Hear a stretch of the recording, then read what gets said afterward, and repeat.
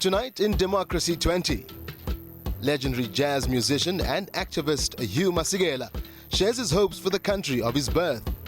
There's been traditional African performance and art. There's never been homes for them. There's no venues for them. Efforts in the Eastern Cape to retain the talents of young and established musicians. Hugh came to record here a month ago. He's recording 2 projects of Eastern Cape artists. For us, that was a stamp of approval. And looking back in history on this day, 18 years ago, Dirk Coetzee and 4 other former Vlakplaas operatives were charged with the murder of civil rights lawyer Griffiths Mxenge.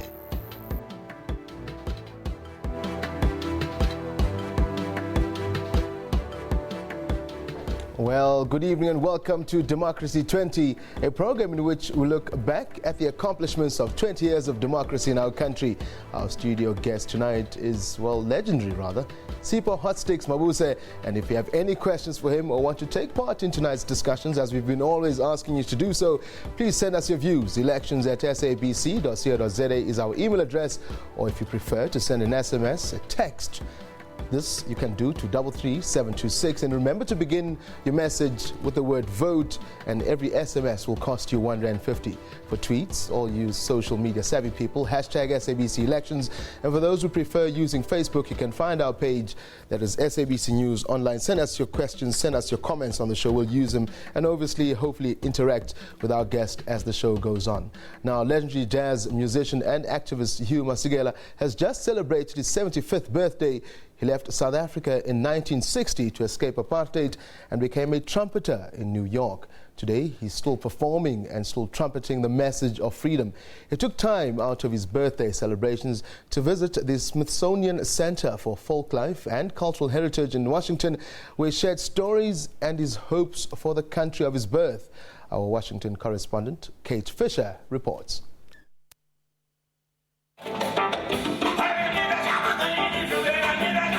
At 75, Hugh Masekela shows no signs of slowing down. Listen. But off the stage, he has the audience wrapped as well. Like, wait a minute, don't shoot yet. The next song, baby. An informal Q&A where musicians, teachers, students and music lovers had the chance to learn from one of their heroes.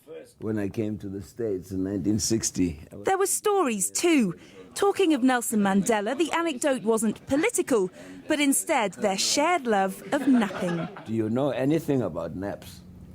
And I said, now look here, my friend, I am one of the biggest living authorities on napping.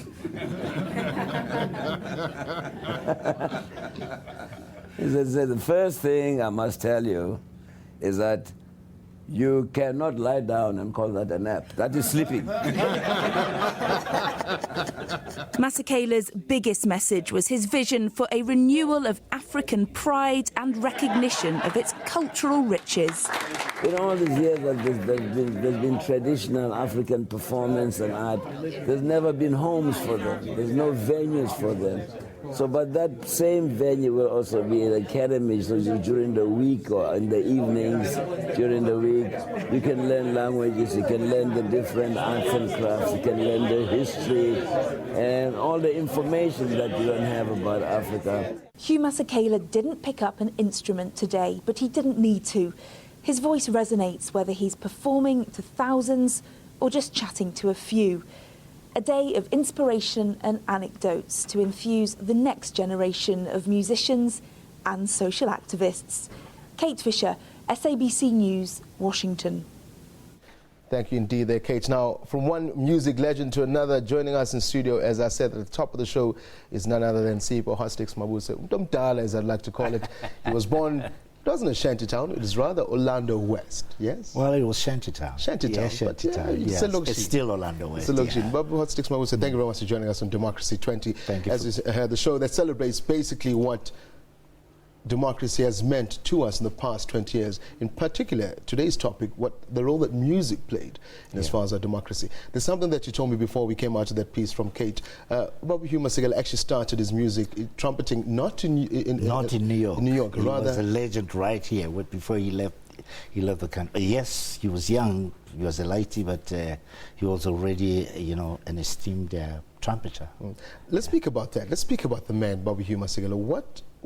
Who is he, basically, in as far as South African music is concerned? If I were to speak to a youngster, a 19-year-old, the born frees that we have, for example, in South Africa, if we were to explain to them what role Mabuse Masekela, as well as yourself, the legends of music in South Africa, as far as we're concerned, how can we describe you? Well, the nicest thing about Brahi is when he came back, he also interacted with many of the young musicians. So he's actually not lost to them. Most of them know him. They've worked with him. He's always tried to keep, interacting with the younger musicians. So, but as far as what he could have done musically in terms of changing the landscape of South African music, I guess it requires generations of musicians that had worked with him to be able to speak about that. I don't want to claim that I belong to the generation. I think I'm a generation younger after them, but we were so inspired by their music. And when they left the country, actually all of them, Abdullah Ibrahim, Mabuse Masekela, and Brakipi Maketsi, Jonas Gwangwa, Makaya Nchokwa. I mean, this was the jazz band in South Africa. There was no band, that could play like those guys. This is why individually they've made so much success. But they were essentially sounding very American. I guess when they went to the States, America said, look, you're doing what we know best. And Brahi recorded a song called Grazing in the Grass, and the rest is history. The world over just turned to Brahi. And that in itself created a serious focal point on South African music because of his role, including Miriam Makeba, of course. But I think Brahi's success really turned and created a lot of interest onto South African music. And I guess from that experience, we also benefited, many musicians, benefited from that exercise. And the music played a huge role in the fight against apartheid, as it were. That message that was instilled within that music, something that you and you played. Certainly. It did. But I don't want to feel that we can claim the victories for ourselves as musicians, because there are other people who, who made a contribution. But in the same breath, I don't think we can shy away from the contribution. Yeah, sure. I think the leader in this, undoubtedly Miriam Makeba was the leader in all this. Miriam Makeba was probably, she inspired, she gave up everything that could have been her own success. And when she went to United Nations and spoke against apartheid, and of course the world listened because she was a very popular singer. And of course the fact that she was married to Mabuse Masekela made it even more, sweeter, if you have to say. Now, we're going to go to a break in about a minute and a half's time, but we'll continue this interview just for the sake of our viewers. Some of the music that was played back in the days was banned by the then government. Morally, or the morale rather, in as far as our black musicians, how did that affect you? Or did it give you more fight to say, look, they can try and stop us, but we'll keep the good fight alive? You've just given the answer. Yeah, they couldn't. Obviously we always try to find ways. Sometimes we could not covertly write lyrics, but we always knew. In the townships, you always find ways of dribbling your way around things. That you do your own chibobo things. It's things that people don't even know, including musically as well. We did that.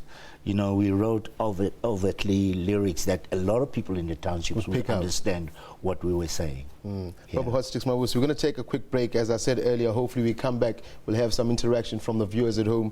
Sipho Hotstix Mabuse, a legend in our music right here in South Africa, speaking democracy and the role gentlemen like himself and Mabuse Masekela played in as far as the liberation and democracy in South Africa. We'll take a quick break. Don't go away. Stay tuned. More to come.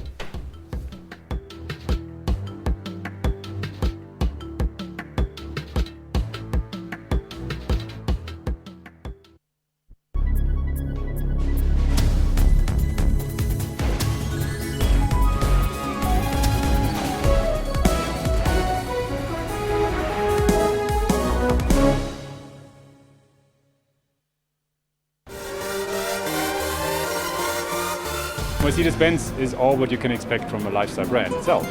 We are about premium and luxury, we're about fascination, perfection, at the same time responsibility to our communities. You know, my father was a musician and he loved music. He loved especially choral music. Now, as a person of color, you can't hit on her like, hello, nice. Man, they were a great audience. No, I had so much fun performing for them. Baby, I love. That's Kaleidoscope, Sundays, 5:30 p.m. on SABC News.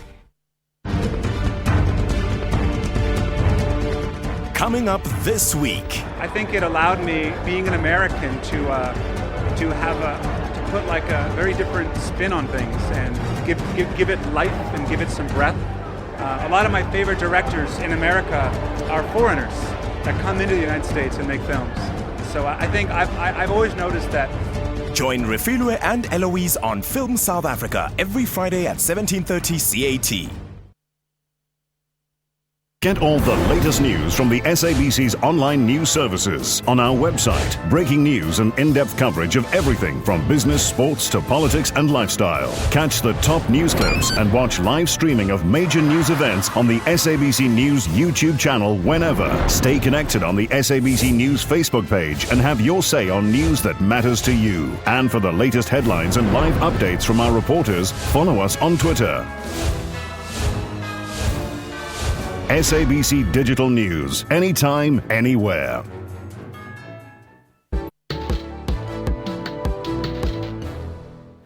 Welcome back. You're still watching Democracy20, a special pre-election program in which, as I said, celebrates the 20 years of democracy in South Africa.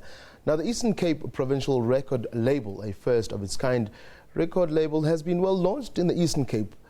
In effort this to retain the talents of the local aspiring and established musicians, government has invested over R1.5 million to ensure the success of the state-of-the-art facility. In 2006, the Eastern Cape Audio and Visual Centre, also known as the Miriam Makeba Centre for Performing Arts, was established through a partnership between the Eastern Cape Government and the University of Fort Hare.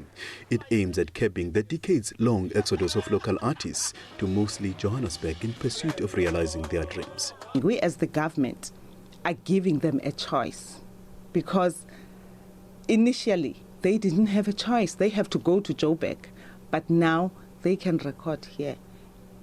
And what we like about it is that this is a high quality studio.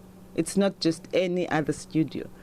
The equipment that is here, as I said earlier, is a state-of-the-art equipment. One of the very first artists to record at this new facility under the new label was world-renowned jazz artist Hugh Masekela. Actually, Hugh came to record here a month ago. He's recording 2 projects of Eastern Cape artists. For us, that was a stamp of approval. It's a statement that says, I'm leaving Joburg. I could have recorded in New York, but I'm going to the Eastern Cape because they've got the best facility. It doesn't get better than that. It's an endorsement. Hugh also brought the house down at the official opening of the studio. Aspiring artists have taken full advantage of this new opportunity. Fortunately for me, before I could even leave my family and my surroundings, this initiative came about. And it has been technically and business-wise eye-opening. The workshops that we're getting here and also getting to work with the best in the industry has been a blessing. For us to have a studio in the Eastern Cape, it's a very great opportunity for us so that we cannot even go somewhere else. We can do our thing here. We'll create a music industry and it will put our province into a map. Yeah. Currently, the label has 8 signed artists, all of whom have just finished recording. The albums are in the final production phase and will be available soon. A spokesperson for the label says, since recording started, job creation for local producers, session musicians, sound engineers, as well as artist managers has blossomed. Unati Pingose, East London.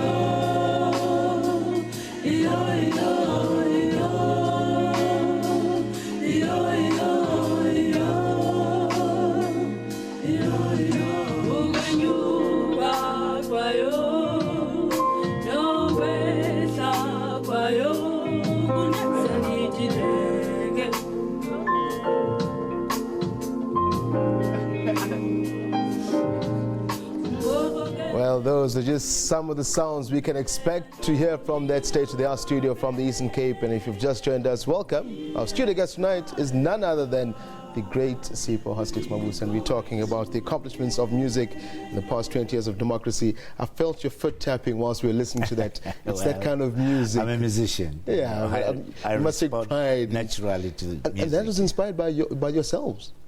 Yeah, well, I guess we are a generation, you know, that we're all influenced by generations before. I mean, I can speak about the Manhattan Brothers. I can speak about Caiaphas, Letta. You know, they were the generation that influenced what we did, and so let's speak about that generation. You look at musicians coming, for example, from that province. You look at musicians in general, young musicians now. They also have a message, so to speak. We think of the message that your generation, the likes of Babu Hugh Masekela and some of the greats that you've mentioned, what are the messages that they portray now, or do they have a message at all as far as this? I think it's important for us to not to put emphasis on dictating how young musicians should create their music, to say, because if they feel that their music is celebratory, we should allow them to do so. You know, we're in a process, we're in an era where we're celebrating. We're no longer angry, we're not fighting, you know, we have our democracy. So if they feel that the only way they can express themselves is by going out and partying all the time, hey, it's their prerogative. But when you listen to that, I'm sure it still gives that sense of, you know, yes, of course, because we still have those Afro soul musicians like that young lady we just said. Oh yeah, there's quite a number of those musicians. I mean, even during our time, there were those musicians who were just out there and partying because they were scared to upset the apple cart, you know. And you have Thandiso Mazwa, you have Simphiwe Dana, you have Lyra, you have Judith. There's a whole lot of young, the Obozwai and so on. People are very serious, but we should stop taking ourselves too serious now and just enjoy the music. Enjoy the music, whichever way it comes. If young people feel that the Kwaito hip hop stuff is you know, puts too much energy into themselves, then let them do it. I actually enjoy some of your music. I'll tell you who else enjoys Babu Hotstix Mabuse. We got a tweet here, as we've been asking our viewers to watch, to send through. This one coming from Nacha Grootman saying, here in South Africa we have great talent, but we have a pool who ignore it, just like in Port Elizabeth. But as we just seen, maybe that's not the case. There's a studio being built there. Another one from Victor Manyoni says, well, SA is a country with a lot of challenge, but with no experience and opportunities. Would you agree with that, or maybe it's a case of maybe finding or knowing where to go, Mabuse? It's a very difficult one. You know, I wish I could understand the questions clearly, but if I picked up from what they're saying is we need to understand what do they refer to as experience. Because South Africa has done a lot, you know, musically. We're probably one of the few countries around the world that the international community. For instance, I'll give you an example. I went to Howard College a few years ago, and when I told these guys I came from South Africa, the first thing they said, you know what? Outside America, only South Africans can play the blues like us. Oh. And I said, well, we can play even more stuff than you guys can do. And they spoke about Hugh Masekela, they spoke about Bakiti Kumalo, and, you know, so experience we have, maybe we need to start working towards how we nurture, how we nurture the talent. Yeah. And obviously maybe create it such that the international community can you know, embrace it the same way as it embraces American music. But at the same time, it is the media that has to play that role. Because if the media doesn't work towards promoting this music, it's pointless, because we'll keep it in the fringes, and nobody will hear it. Bob Hotstix Mabuse, we've got a minute and a half to go. I needed to ask you this question. One of the crew here said to me, you know, hotstix Mabuse was a serious drum player. That's how he got the nickname. Is that true? And how did that come about? Oh, you didn't even know that? No, we were asking. We were debating it. We were debating. I said, no, it's not possible. No. I started as a drummer, actually. I started as a drummer at high school, and I was inspired by great drummers like Eli Mabuse, Elvin Jones, Billy Cobham. There was quite a number of drummers. I'd like to believe that I also inspired others. But I've always considered myself a curious musician. Mm-hmm. Every instrument I hear, I want to play. To play it. And I ended up playing saxophone. Also, that was really by default, because I needed to. Most of my music had saxophone, mm-hmm. so I could not find a permanent saxophonist, to play. And I went to buy this saxophone, and it sounded so bad the first time I played. But it was easier to play my own songs then, Now, just maybe, in fact, my director just told me we've got literally 30 seconds, but I'm going to ask you this question. Based on your experience in the industry, what would you like to teach the new generation, so to speak? I know you already said, let them be who they are, let them find themselves. What do you think we could pick up? The most important thing for the young musicians is, please don't believe the hype. Just focus on your music and be better at what you do. Oh, yeah, ne? Be better at what you do. Yes. That's it. Sipho, hotstix Mabuse, thank you very much for joining us right here in Democracy20. The pioneers of our music, basically, yourselves, Babu, Hugh Masigela. I'm really not a pioneer. There are others. But when we grew up, Solomon Linda, yes. When we grew up, our fathers used to listen to your music, and I came, what is this music my dad is playing? And he said, hey, you don't know Mabuse? I'm like, oh. No, I finally get the honor to sit next to you. Thank you very much for joining us. I appreciate it. Well, as you can see, there's Sipho, hotstix Mabuse. Thank you very much, and participating as far as the program is concerned is our guest tonight, a legend in our music. We take a quick break. Don't go away. When we come back, we got a couple of more stories for you. The one that I like the most, what happened those years back, history on this day. Democracy20 continues after this.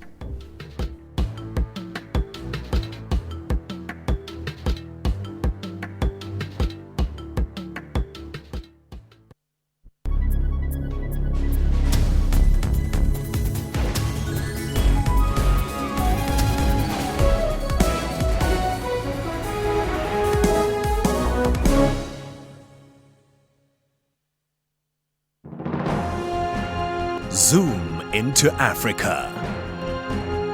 This is Libya. The chairman of the General National Congress is Mr. Nouri Abu Samen. Libya got independent from Italy on 10 February in 1947. The population is more than 6 million people. One of Libya's major languages spoken is Arabic. Monetary unit, Libyan dinar.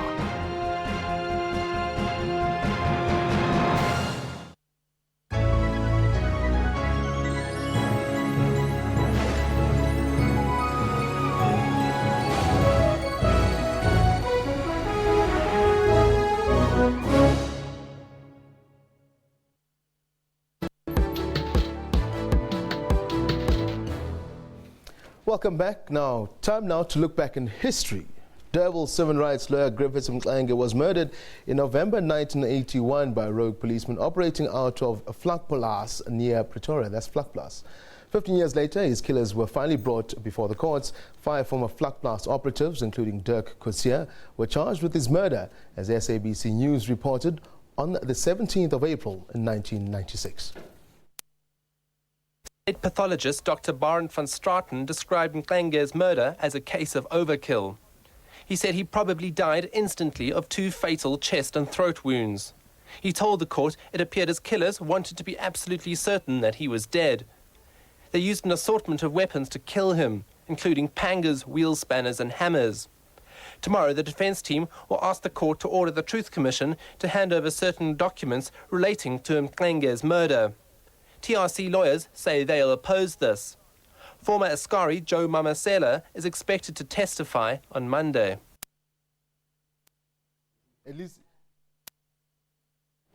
Well, and that's where we leave it rather for tonight's show. And thank you very much for joining us. Democracy20 will, in fact, we'll also take a break. It is a long weekend after all, and we're back on Tuesday evening. 6:30, same place, same time, 6:30 right on SABC3, as well as SABC News Channel 404. Until then, take care. The English news continue after this.